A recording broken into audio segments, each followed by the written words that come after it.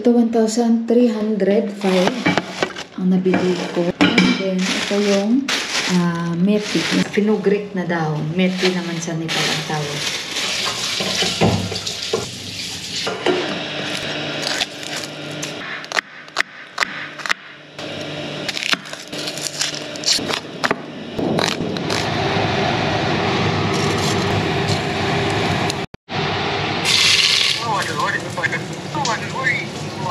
Sabi ni Deepak, bakit ko daw inon? Wala daw tubig.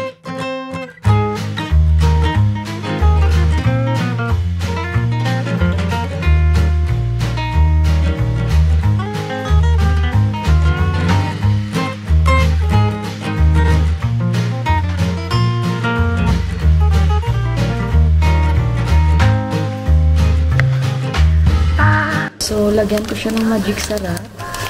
Kahit konti lang. Kasi meron akong bukas na magic sarap.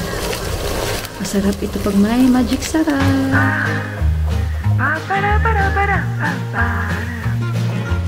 Dito ako magbalat ng aking bawang.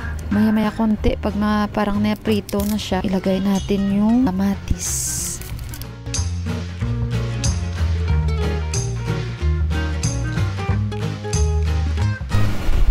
Tapos, pag parang lumabas na yung oil niya, lagay na natin yung kamatis. Yan, pwede na natin ilagay yung kamatis.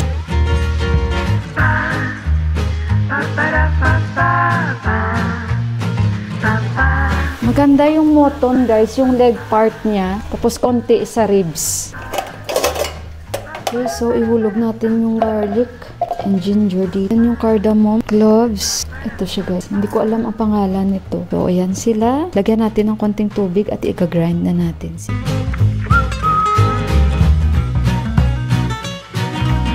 And mag-konti na dry. Lagyan natin ng tubig at i-whistle na natin siya.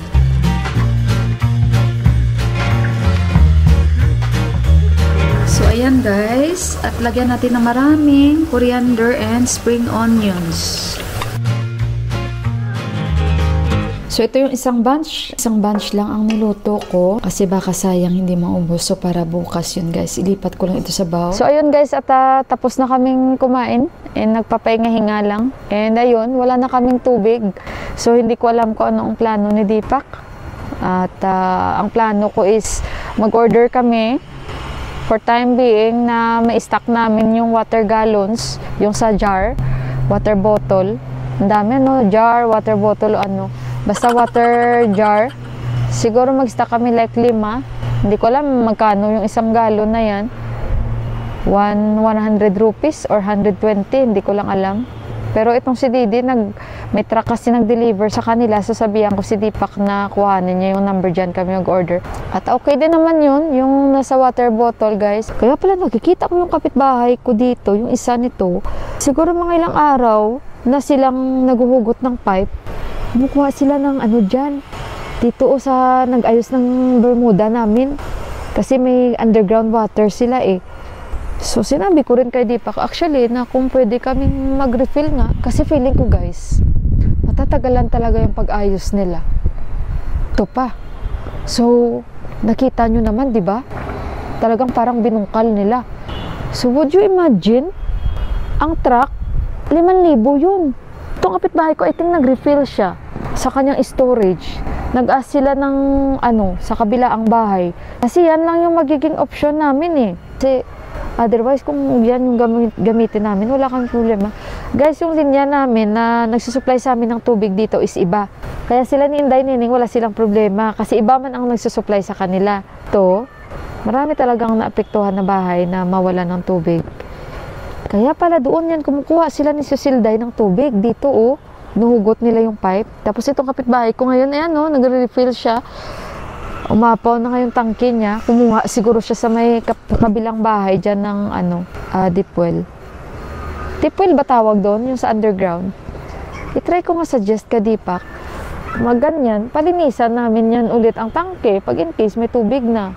Tangke, tsaka yung yung storage na. Nalaman natin yan. Papahinga-hinga pa si Deepak, kaya ayoko naman siyang bisitin. Ay, dala ako ng hot water tapos hindi ko ininom. Lalamig na ito. Guys, Guys, bago pa man. Ay, teka lang, yung aking dami. Guys, tingnan nyo, ang dami kong nagawang lumpia wrapper. Ginawa ko siyang 2 sets dahil po gumawa po ako ng maraming palaman. Kasi nga, favorite ito ni Johan. So, parating na siya. And, hindi kasi si Johan kumakain ng moton.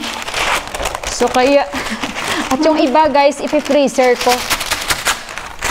Nagmamadali na kaya ako ba? Para yung bata, maprituhan ko na. Kasi yung iba guys, ipi-freezer ko. Sandali muna guys. Ayan. Napakalaking tulong po ito na marunong na akong gumawa. Kaya, let's do it. Bago pa dumating ang bata. Kasi nga exam ng bata. Tapos, ayun, pagdating, gutom.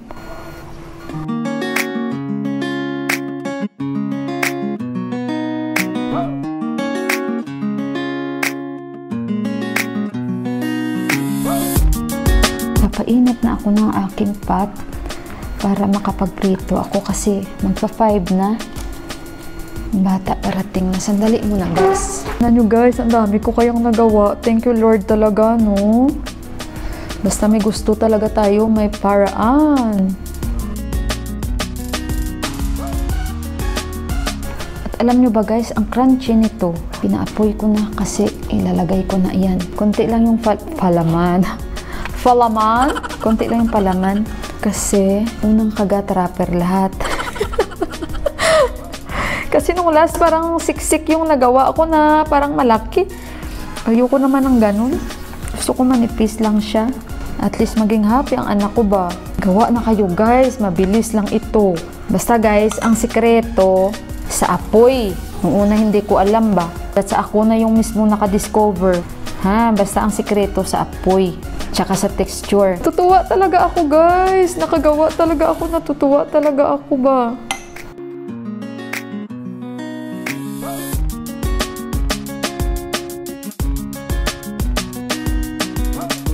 Kasi alam nyo ba guys dito, ang hirap maghanap ng lumpia wrapper. Kailangan natuto ako. Kung mayroon man, bihira lang. Galing India yun. Tuhin muna natin yan. O ayan, tingnan nyo guys. Ang ganda-ganda. Parang ako lang yan.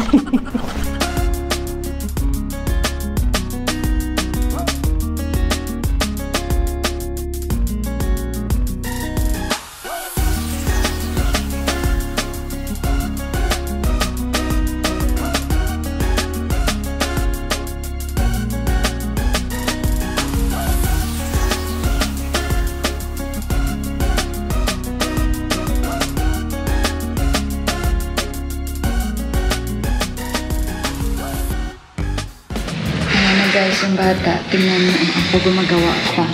Ito. Wow, crunchy!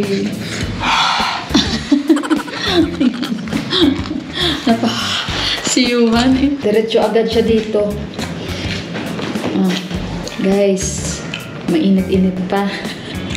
Gusto kong tikman.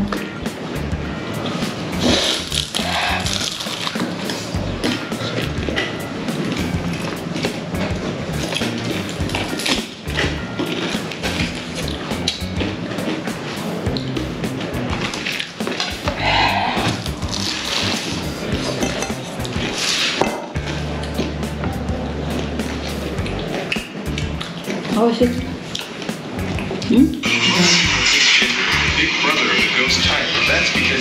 Napakain din naman ako guys. Mamaya ulit magpipito ako.